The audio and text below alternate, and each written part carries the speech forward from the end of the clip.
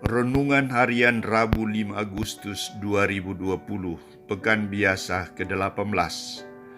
Jangan pernah mundur ketika ditantang Tuhan.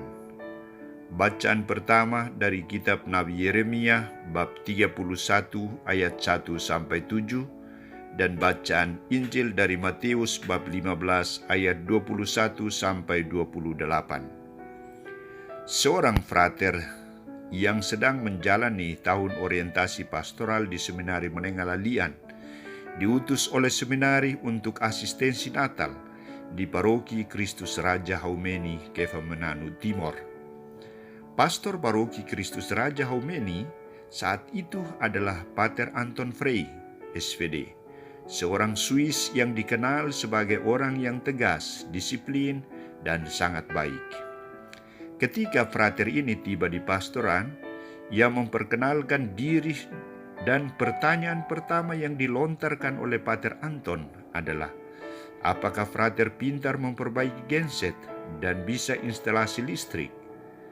Frater itu menjawab, tidak tahu Pater. Bisa main musik? Tidak juga Pater.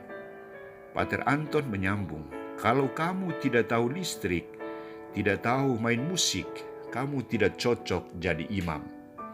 Mendengar ungkapan itu, frater ini terkejut dan gugup. Pertanyaan terakhir untuk frater, kamu bisa khotbah? Frater itu menjawab, saya coba.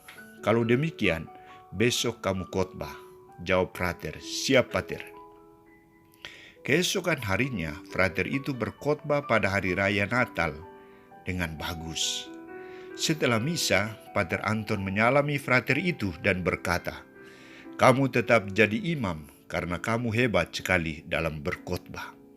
Saya suka dengan khotbahmu. Pujinya. Saudara-saudariku terkasih, cerita Injil hari ini menampilkan pertemuan Yesus dengan perempuan Kanaan yang percaya. Perempuan Kanaan ini membawa persoalannya kepada Yesus. Kasihanilah aku ya Tuhan, anak Daud, karena anakku perempuan kerasukan setan dan sedang sangat menderita. Permohonan perempuan ini mendapat protes keras dari para murid dan tantangan berat dari Yesus sebagai ujian iman untuknya. Para murid Yesus merasa terganggu dengan teriakan wanita itu dan berniat mengusirnya. Di samping itu, Yesus juga menantang perempuan itu dengan dua ungkapan. Aku diutus hanya kepada domba-domba yang hilang dari umat Israel. Dengan sikap para murid dan Yesus, wanita ini harus pergi meninggalkan mereka. Namun apa yang terjadi? Wanita itu tidak merasa putus asa dan kecewa. Ia tidak mundur satu langkah pun. Melihat sikap perempuan itu, Yesus semakin keras menantang imannya dengan ungkapan, tidak patut mengambil roti yang disediakan bagi anak-anak dan melemparkannya kepada anjing.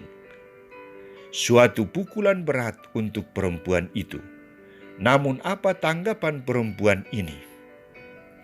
Ia tidak peduli, imannya tidak menjadi lemah, dan sama sekali tidak terpengaruh dengan ungkapan Yesus itu. Dalam hati nuraninya ia semakin yakin bahwa Yesus akan berkuasa melakukan sesuatu untuk menyembuhkan anaknya. Maka perempuan itu jujur mengatakan, benar Tuhan, namun anjing itu makan remah-remah yang jatuh dari meja tuannya. Saudara-saudariku terkasih, kejujuran, ketulusan, dan ketekunan dari perempuan ini membuahkan jawaban pengakuan iman dari Yesus. Hai ibu, besar imanmu, maka jadilah kepadamu seperti yang kau kehendaki. Dan ketika itu juga anaknya sembuh. Perempuan ini tidak mundur ketika mendapat tantangan dari Tuhan. Hasilnya adalah kesembuhan, keselamatan anaknya. Bagaimana dengan kita?